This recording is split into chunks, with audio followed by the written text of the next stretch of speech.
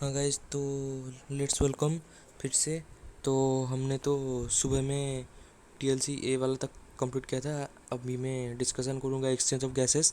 ठीक है, आपका जो एक्सचेंज ऑफ गैसेस ये वाला पैराग्राफ मैं यहीं से दे दूँगा एनसीईआरटी से। देन वो जो transport of gases and transport of CO2 मैंने खुद कर लिया है शॉर्टकट से। ठीक है, तो गाइस चलो स्टार्ट करते हैं ये वाला part, exchange of gases. So देखते हैं। alveoli are the primary site of exchange of gases. alveoli जो आपका जो alveoli है, alveoli एंड alveolar डॉट्स, वो सारे आपके एक्सचेंज पार्ट है। तो ये है आपके primary exchange of gases, primary sites for exchange of gases.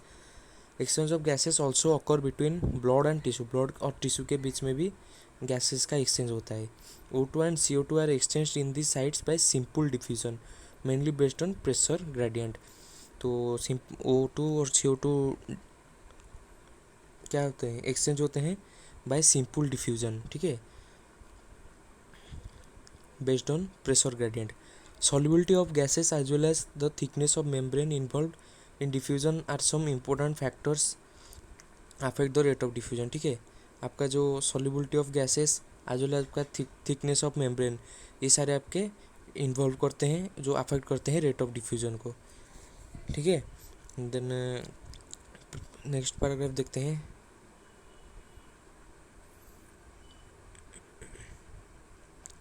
Pressure contributed by an individual gas in a mixture of gases is called partial pressure. Pressure contributed by an individual gas in a mixture of gases is called partial pressure and represented by PO2 for oxygen and PCO2, ठीक है, for carbon dioxide. Partial pressure of these two gases are at in the atmospheric air and have two sides of diffusion. ये वाला जो table दिया हुआ है, table भी आपके लिए इम्पोर्टेंट है।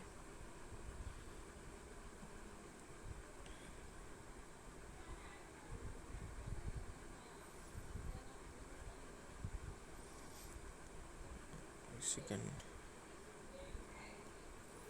ये वाला देख लीजिए आपका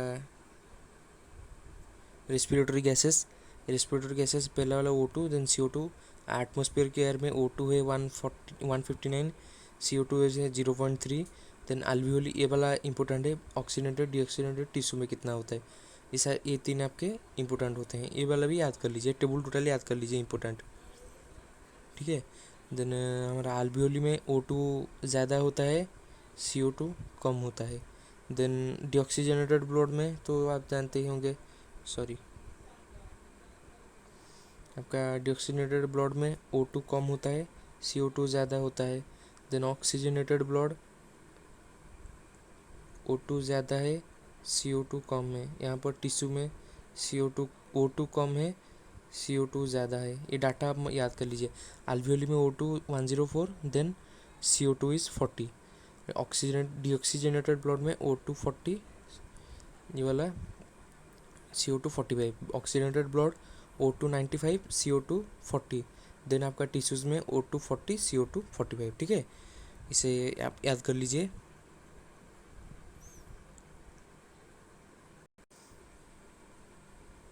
तो ये वाला आप देखिए, अल्वियोली में क्या होता है, हमने पढ़ा था वो टेबल में, PO2 104, PCO2 40 होता है। देन हमारा O2 आता है कहाँ पर, ये हमारा हार्ट है, सॉरी लॉन्ग्स। तो पुलमोनरी वेन से ये लॉन्ग्स से हार्ट को आता है। ठीक है, लॉन्ग्स, ये है लॉन्ग्स क्या, अल्वियोली, ये है हार्ट। ठीक है, तो यहाँ पर पुलमोनरी वेन से आया, देन ऑक्सीजनेटेड ब्लड, देन यहाँ पर सिस्टमिक आर्टरीज से गया क्या पर, तो टिश्यूज़ को। ठीक है, टिश्यूज़ में क्या होता है, PO2 हाई होता है, PCO2 लो होता है। PO2 है 99 95, PCO2 होता है 40। देन आपका यहाँ से डीऑक्सीजनेटेड और कार्बन डाइऑक्साइड कंटेंट ब्लड आता है टिश्यू से, जो आता है वो सिस्टमिक वेन लेके आता है। वहाँ पर होता है PO2 लो होता है, PCO2 हाई होता है। PO2 होता है 40, PCO2 होता है 45। देन यहाँ पर आएगा, देन वो जो लंग्स में जाएगा, जाकर निकल जाएगा बाहर। सॉरी गाइस, निकल जाएगा। यहाँ पर ऑक्सीजनेटेड ब्लड आया, देन यहाँ पर डीऑक्सीजनेटेड ब्लड निकला है, ठीक है। ये वाला डायग्राम भी याद कर लीजिए, ये वाला भी पूछता है एग्जाम में।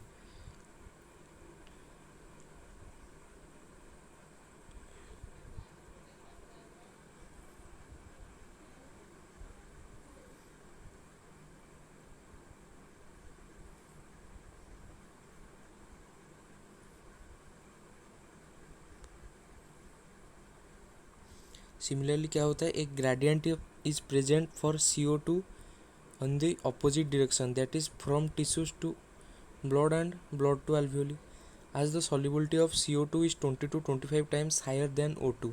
CO2 का solubility 20 to 25 times O2 से ज़्यादा है। The amount of CO2 that can diffuse through diffusion membrane per unit difference of partial pressure is much higher compared than O2, ठीक है।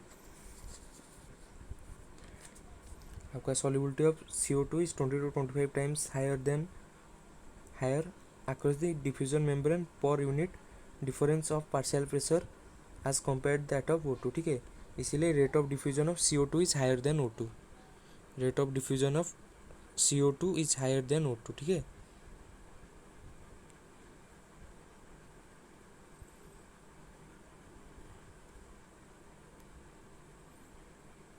So the diffusion membrane is made up of 3 major layers.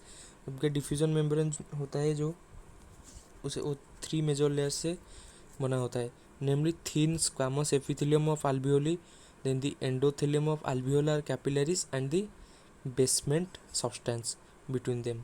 However, its total thickness is much less than a millimeter, 1 millimetre से भी less है।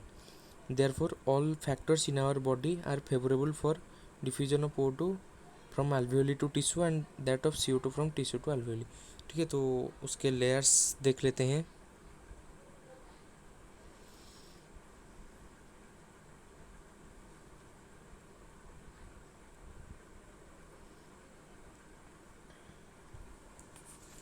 ठीक है, ये वाला हमारा एयर आता है, अंदर आता है, बाहर भी जाता है। ये हमारा alveolar कैविटी है। ये वाला है आपका बेसमेंट मेम्ब्रेन, ठीक है। तो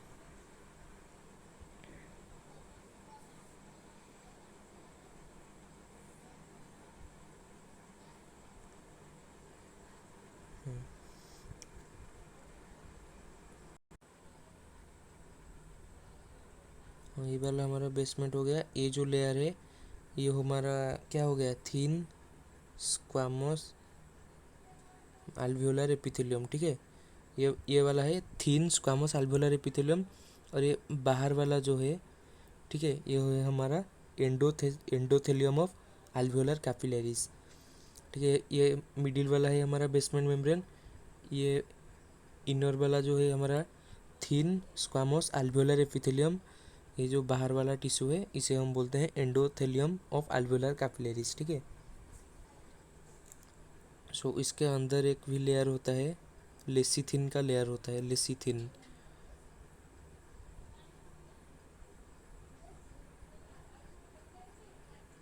लेसिथिन का लेयर होता है, LECITHIN, ठीक है। लेसिथिन क्या करता है, lecithin forms the lining of the alveoli, it keeps the lecithin keeps the alveoli open, ठीक है। Lecithin keeps the alveoli open.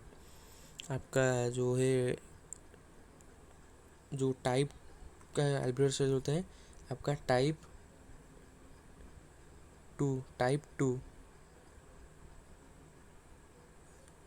To sales produce आपका lecithin. Type 2 alveolar sales produce lecithin, ठीक है।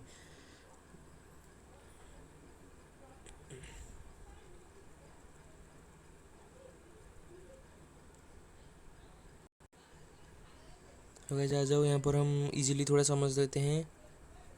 ये वाला ट्रांसपोर्ट ऑफ ऑक्सीजन, ठीक है। Transport of oxygen book में तो बड़ा सा दिया है पैराग्राफ, बुक में अभी एक वन टाइम आप बुक से भी रीडिंग मार लीजिए, ठीक है। तो ट्रांसपोर्ट ऑफ ऑक्सीजन कैसे होता है, अगर हम 100% ले ऑक्सीजन तो 3% dissolve gas in dissolve 3% as dissolve gas in blood pressure, then 97% is transported by haemoglobin in the form of oxy haemoglobin, ठीक है। तो अगर हम 100 ml ब्लड लेंगे तो उससे 20 ml ऑफ O2 निकलेगा। 100 ब्लड ml से 20 ml ऑफ O2 निकलेगा। 20 ml जो 5 ml is deposited to tissue, ठीक है, 5 ml टिश्यू में जाता है। ये जो 20 ml से 0.3 ml डिजॉल्व इन प्लाज्मा, ठीक है, 20 ml से हमारा 0.3 ml डिजॉल्व इन प्लाज्मा में डिजॉल्व हो जाता है। और जो बचा 19.7 ml it is transported by haemoglobin, ठीक है। ये सारे आपके इम्पोर्टेंट है, एग्जाम्स में क्वेश्चंस आते हैं। आप अगर इसे स्क्रीनशॉट मार के रख लीजिए तो हाँ आपके लिए भी हेल्पफुल है ये वाला, ठीक है। देन देखते हैं एडल्ट ह्यूमन हेमोग्लोबिन में क्या होता है। तो 2 अल्फा चेन होते हैं, 2 बीटा चेन होते हैं, जो मिला के ग्लोबिन पार्ट बनाता है, प्लस आपका हेम पार्ट है, हेम ग्रुप आपका 4 Fe प्लस, ठीक है। Then haemoglobin plus 4O2 alveoli, ये वाला टिश्यू, ये जो ऑक्सी हेमोग्लोबिन फॉर्मेशन होता है अल्वियोली में, देन एसोसिएट हो गया ऑक्सी हेमोग्लोबिन, देन डिसोसिएट होगा टिश्यू में डिसोसिएट होकर फिर ये वाला बना देगा। सो नेक्स्ट देखते हैं फैक्टर्स अफेक्टिंग ये जो ऑक्सीजन डिसोसिएशन, जो क्या dissociation and formation of oxy haemoglobin. अगर अल्वियोली में क्या होता है, ऑक्सी हेमोग्लोबिन फॉर्मेशन होता है। यहाँ पर PO2 हाई होता है, PCO2 लो होता है, H प्लस एंड ये 3 लो होते हैं, PCO2 H plus and temperature low होते हैं। देन टिश्यू में डिसोसिएशन होता है, PO2 लो होता है, ये 3 PO2 H plus and temperature ये सारे हाई होते हैं, ये वाला लो होता है। यहाँ पर ये वाला हाई होता है, ये 3 लो होते हैं, ठीक है।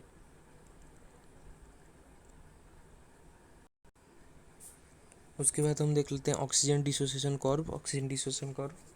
तो ये हमारा 8 एल्वियोली, ये 8 टिश्यू। एल्वियोल ये वाला है सैचुरेशन, ये साइड से है saturation, percentage saturation of HB with O, ये वाला PO2 है, ठीक है। जो ये था नॉर्मल, तो आपका एल्वियोली में लेफ्ट शिफ्ट होगा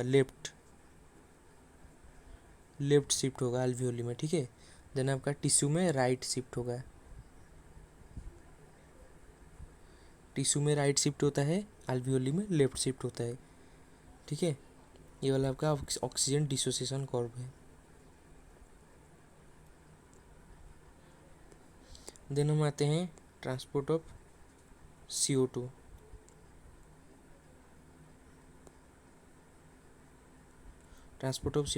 तो जानते होंगे as dissolve gas in plasma 7% होता है, as bicarbonate 70% and as carbamino haemoglobin 20 to 25%, ठीक है। हेमोग्लोबिन से अगर हम हेमोग्लोबिन के तो 2 पार्ट होते हैं, globin 2 alpha 2 beta chain, then haem part with 4 oxygen. Globin से अगर हम NH2 निकाल के CO2 लगा दें, ठीक है, तो ये होगा कार्बामिनो हेमोग्लोबिन।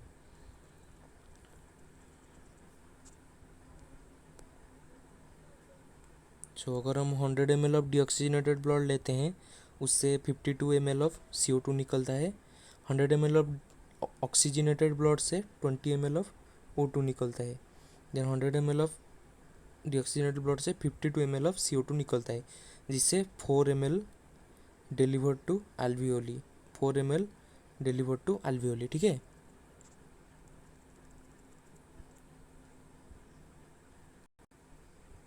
सो गाइस देखते हैं आज बाइकार्बोनेट्स कैसे ट्रांसपोर्ट होता है। तो जानते होंगे इस पर कार्बोनिक एनहाइड्रेस यूज होता है। Carbonic anhydrase less in plasma, high in RBC, ठीक है। Carbonic anhydrase is the fastest enzyme, ठीक है। कार्बोनिक एनहाइड्रेस आपका फास्टेस्ट एंजाइम है। तो गाइस देखते हैं क्या क्या होता है, कैसे ट्रांसपोर्ट होता है।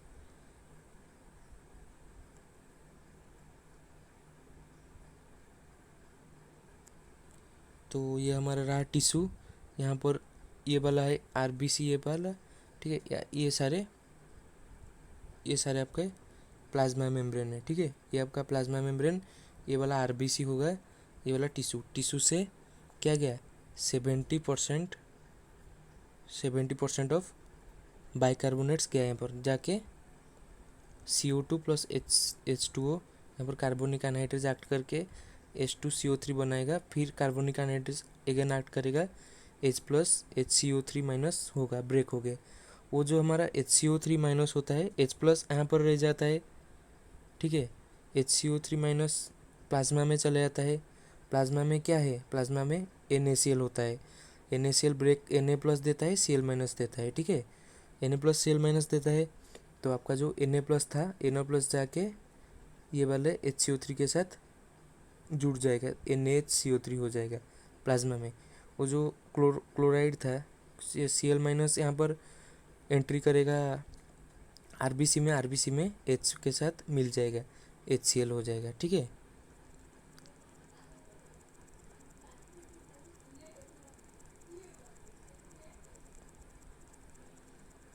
ये वाला समझ लिए, ये जो इक्वेशन यहाँ पर HCO3 NaCl होता है प्लाज्मा में, प्लाज्मा से NaCl से Na प्लस जाके HCO3 से मिलेगा, NaHCO3 बना लेगा, ये Cl माइनस अंदर चला जाएगा, ठीक है। When chloride enters into RBC, RBC में जब क्लोराइड घुसा उसे हम बोलते हैं क्लोराइड शिफ्ट और हैम्बर्गर्स फेनोमेनन, ठीक है। क्लोराइड शिफ्ट और हैम्बर्गर्स फेनोमेनन, ये वाला भी इम्पोर्टेंट है। देन क्या होता है प्लाज्मा में, तो हमारा NaHCO3 फॉर्मेशन हो गया था, Cl माइनस अंदर चला गया था। अभी क्या होगा, जो Na प्लस HCO3 माइनस, फिर NaHCO3 फिर ब्रेक होके Na प्लस HCO3 माइनस हो जाएगा, वो वाला Na प्लस रह जाएगा, HCO3 माइनस फिर से अंदर चला जाएगा। वो जो भी अंदर HCl था, HCl ब्रेक हो गया, H प्लस Cl माइनस फिर से बाहर हो गया, बाहर आके Na से मिल गया, Na प्लस Cl, NaCl बना लिया फिर से, ठीक है। वो जो HCO3 प्लस ये जो H प्लस निकला, H कार्बनिक एनहाइड्रेज एक्ट करेगा, H2CO3 फिर से बनाएगा, फिर से कार्बनिक एनहाइड्रेज एक्ट होके H2O प्लस CO2 बना लेगा। ये जो CO2 होता है 70% का, वो जाता है कहाँ पर, अल्वियोली, ये वाला अल्वियोली है, अल्वियोली के अंदर जाता है CO2, ये वाला ट्रांसपोर्टेड एज बाइकार्बोनेट, दिस मैंने मतलब ऐसे ही बाइकार्बोनेट्स ट्रांसपोर्ट होते हैं। तो आरबीसी प्लाज्मा में हो गया हमारा डिजोल्व CO2 7%, वो वाला आ जाता है। देन यहाँ पर होते हैं आरबीसी के अंदर HbCO2 भी होते हैं जो, ठीक है। HbCO2 जो कार्बामिनो हेमोग्लोबिन, वो 20-25%, वो भी अल्वियोली में आ जाता है, अल्वियोली से देन CO2 निकल जाता है, ठीक है। ये वाला था आपका प्रोसेस।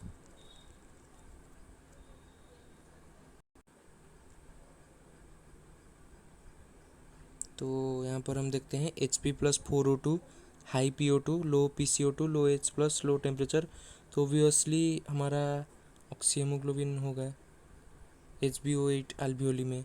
देन HbO8, लो PO2, high PCO2, high H plus, high temperature से ब्रेक डाउन हो जाएगा Hp प्लस 4O2, वो ये वाला एंटर करेगा टिश्यू में, ठीक है। देन हम देखते हैं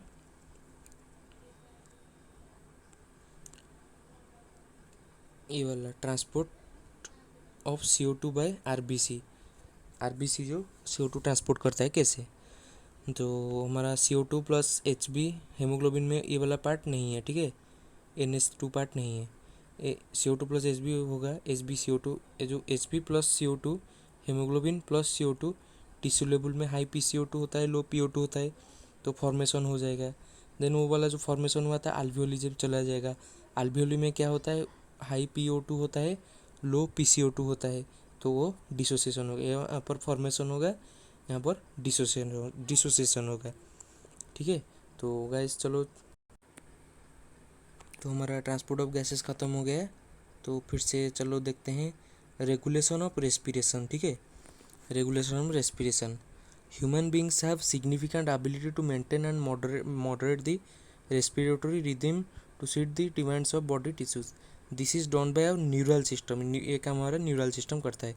specialise centre present in the medulla region, medulla में होता है, of the brain called respiratory rhythm centre, RRC, ठीक है। Respiratory rhythm centre is a primary responsible for this regulation, ये जो ब्रीदिंग रेगुलेशन के लिए हमारा प्राइमरी मेन है हमारा रेस्पिरेटरी रिदम सेंटर, जो कि हमारा मेडुला रीजन में प्रेजेंट होता है।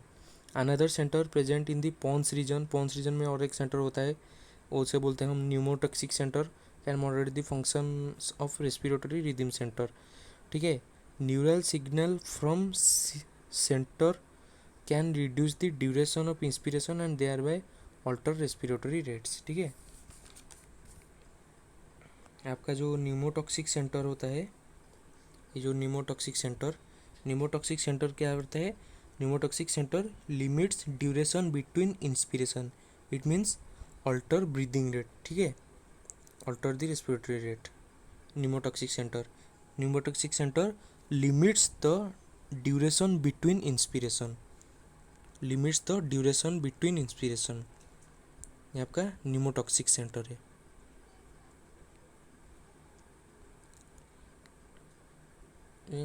Then a chemosensitive area is situated adjacent to the rhythm center, which is highly sensitive to CO2 and hydrogen ions. Increase, वो जो एक केमोसेंसिटिव एरिया भी प्रेजेंट होता है कहाँ पर? रेस्पिरेटरी रिदम सेंटर के पास। ठीक है, इंक्रीज इन दिस सब्सटेंस, आपका एक होता है अपनोस्टिक सेंटर, पोन्स बेरोली में दोनों सेंटर होते हैं, न्यूमोटॉक्सिक एंड अपनोस्टिक सेंटर। ठीक है, जो पोन्स आपका न्यूमोटॉक्सिक सेंटर ये होता है limits duration between inspiration, that means alter the breathing rate. Then apneustic centre क्या होता है? It increases the duration between inspiration. ठीक है,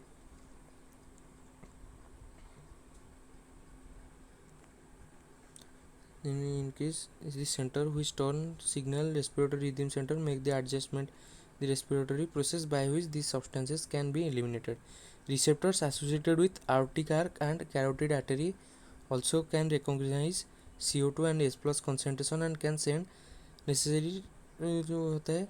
then the role of oxygen in the regulation of respiratory rhythm center is insignificant, ये वाला भी आपका important है। The role of oxygen in the regulation of respiratory rhythm center is quite insignificant.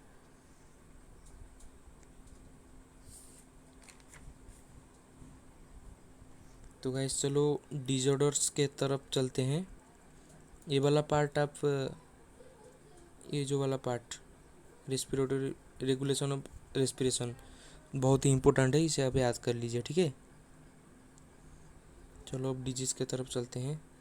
Disease क्या होता है? अस्थमा एक एम्फाइजमा। Asthma क्या होता है? Is difficulty in breathing using wheezing due to inflammation of bronchi and bronchioles. ठीक है, it causes the difficulty in breathing causes wheezing due to inflammation of bronchi and bronchioles.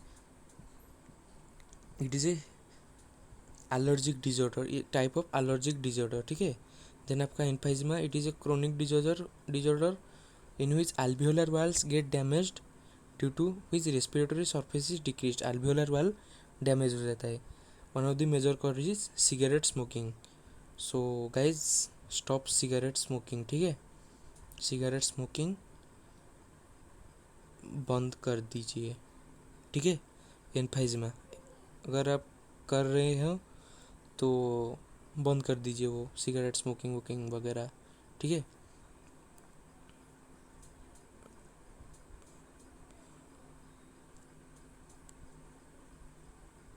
Then आपका last part है occupational respiratory disorders.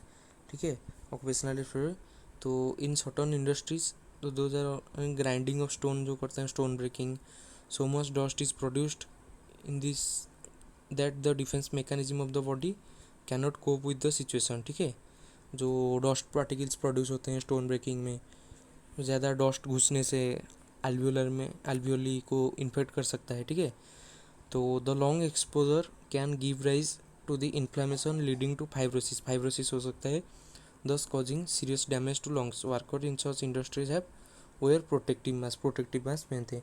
इसमें important है आपका asbestosis, ASBESTOSIS, asbestosis. Asbestosis क्या है? जो आप एस्बेस्टोस फाइबर, ठीक है, एस्बेस्टोस फाइबर एस्बेस्टोसिस, देन इसमें से क्या होता है, ये भी आपका एक ऑक्यूपेशनल डिसऑर्डर है, ठीक है। तो यहाँ पर आपका इट लीड टू आपका लंग कैंसर हो सकता है, ठीक है, लंग कैंसर हो सकता है एस्बेस्टोसिस। सो गाइज ये वाला हमने ख़त्म कर लिया breathing and exchange of gases, ठीक है। नेक्स्ट में लेके आऊँगा नेक्स्ट चैप्टर का वीडियो। सो गाइज जिसने भी सब्सक्राइब